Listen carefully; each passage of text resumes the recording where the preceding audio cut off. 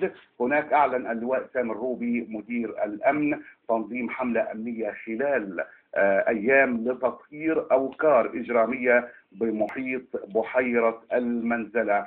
معي الصحفي أحمد الجمال من بورسعيد. أستاذ أحمد، هل هذا يعني في إطار الاستعدادات أو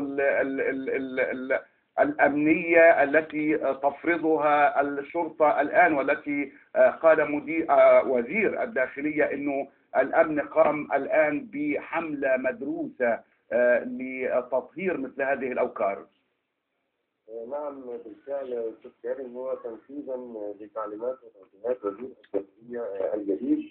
وفي مؤتمر صحفي بالفعل عقده اليوم اللواء سامر روبي مدير أمن بورسعيد بمديرية أمن بورسعيد، أكد قيام مديرية أمن بورسعيد بالتعاون مع مديرية أمن الدقهلية بأكثر حملة أمنية منذ عام 1976 حتى الآن للقضاء من خلاله على أوكار المجرمين والأماكن التي يحدث فيها الضحايا لابتزاز ذويهم، مؤكدا عودة الاستقرار إلى الشارع البورسعيدي خلال أيام والقبض على بقية جيوب التشكيل العصابي الذي أوجد الرعب في قلوب البورسعيدية على مدار الأيام القليلة الماضية.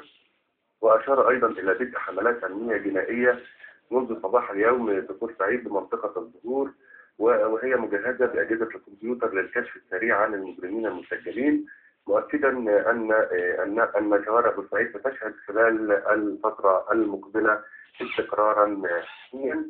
وقال أن جهاز الشرطة كان يتحمل أعباء كثيرة، ومن أهمها أعباء مؤسسة الرئاسة في المحافظة وما حولها، بالإضافة إلى تحمله أشياء عديدة أخرى تجعله يلتفت عن الحفاظ على أمن المواطنين من الجريمة. وعلى سبيل المثال وليس الحصر قضية انفلونزا الطيور، حيث تم مجازات العديد من ضباط الشرطة لمجرد مرور سيارة من كمين تحمل دجاج حي، برغم أن هذه ليست مسؤولية الشرطة. وأضاف أيضا أن أحمد سوف نكتفي بهذا القدر من أخبار بورسعيد. شكرا للصحفي أحمد الجمال.